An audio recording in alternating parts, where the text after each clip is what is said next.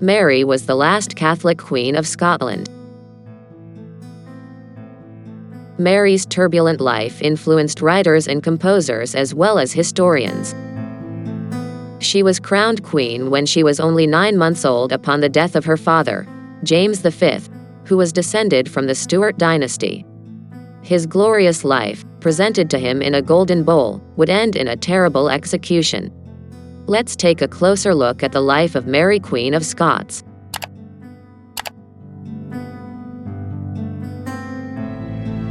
Mary was born shortly before her father's death in 1542. She became queen when she was only 9 months old upon the death of her father, King James V of Scotland. Moreover, Mary, England King VIII. She was the granddaughter of Henry's sister, Margaret Tudor. Therefore, she could also claim the throne of England. And she was even the first of Henry's children to claim the English throne. His mother, Marie de Guise, belonged to one of the noble families of France. Henry VIII suggested that his sons, Edward and Mary, become cradles to unite the British and Scottish kingdoms. However, this proposal was not approved by the high priest of the time, David Beaton. This priest had planned for Mary to marry the future King of France, Francis Valois, by virtue of her mother's noble French blood. The little princess was sent to France at the age of 6 under the pretext of education to implement all these plans. At the age of 6, Mary went to France to study, and after a while she got engaged to Prince Francis of France. Mary was betrothed to the heir of the Catholic French and had an ally against Protestant England. These developments did not comply at all with the wishes of Henry VIII. During these years of frequent sectarian wars, Mary's country had a hard time resisting Scottish Protestants.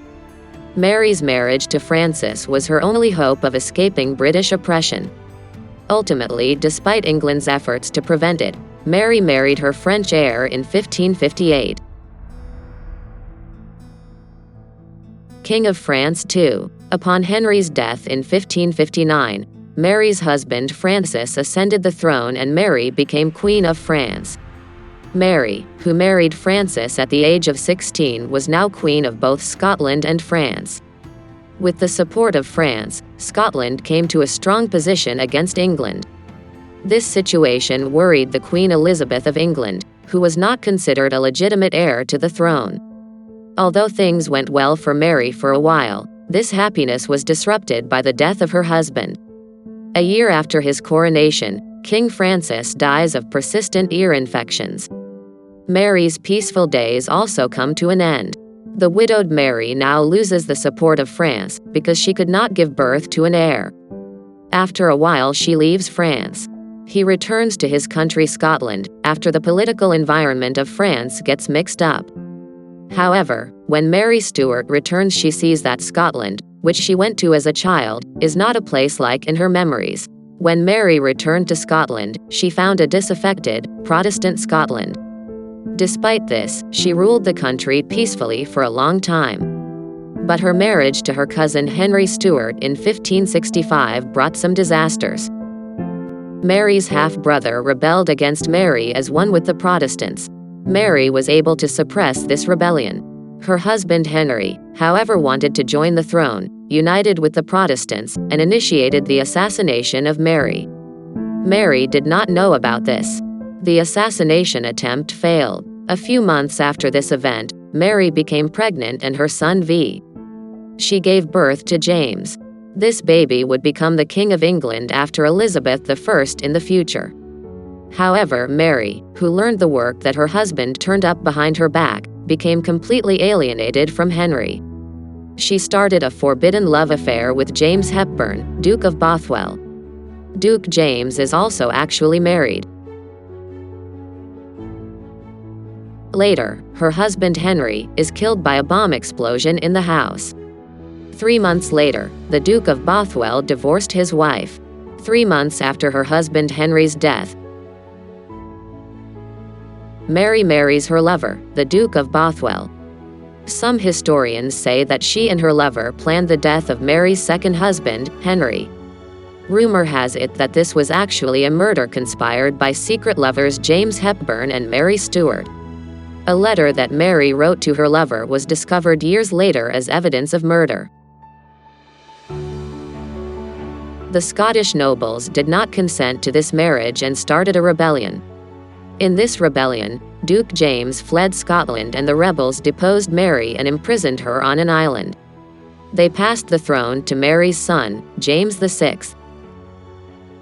The next year, Mary makes one last move to escape prison and claim her crown with her 6,000 loyalists. However, despite being outnumbered, his unorganized, undisciplined army is defeated. After this defeat, Mary goes to England to request asylum from her cousin Elizabeth as a last resort. But she was not well received in England. Her cousin Elizabeth had seen Mary as a threat throughout her reign. Mary's pedigree was based on the Tudor dynasty. Moreover, Elizabeth was not considered legitimate by some, as her father's marriage to Anne Boleyn was invalid.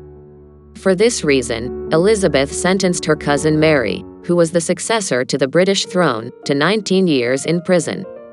During her imprisonment, Mary had dreamed of joining forces with her son, the King of Scotland, whom she had not seen since she was a year old. She had made a final plan for this. She was going to take over England. That's why she made secret talks. In the event that went down in history as the Babington conspiracy, Anthony Babington and his friends, who wanted to save Mary and kill Elizabeth, conveyed their ideas to Mary through a letter. However, this plan failed, as all the letters that arrived and were sent were examined by the intelligence service that Elizabeth had set up. With Mary's approval of the letter, Elizabeth also sentenced him to death. On February 8, 1587, at Fotheringay Castle, about 300 spectators came to watch the decapitation of Mary. While the archpriest was reading prayers, Mary was praying for Catholic Church, her son and Elizabeth. When the executioners asked for his forgiveness, he said, "I forgive you with all my heart, because now I hope you will put an end to all my troubles." She replied, but Mary's execution was not easy. She had suffered for several minutes. While being executed, the executioner missed a single blow to his neck. The Queen's cries of pain made everyone cry until the second blow came.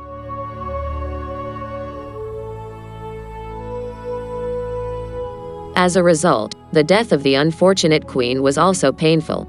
When Queen Elizabeth I of England died childless, Mary's son James VI took the throne as her closest relative. James was the first member of the House of Stuart to rule the country for England. Thus, Mary's son James reached her dream as King of England, Ireland, and Scotland.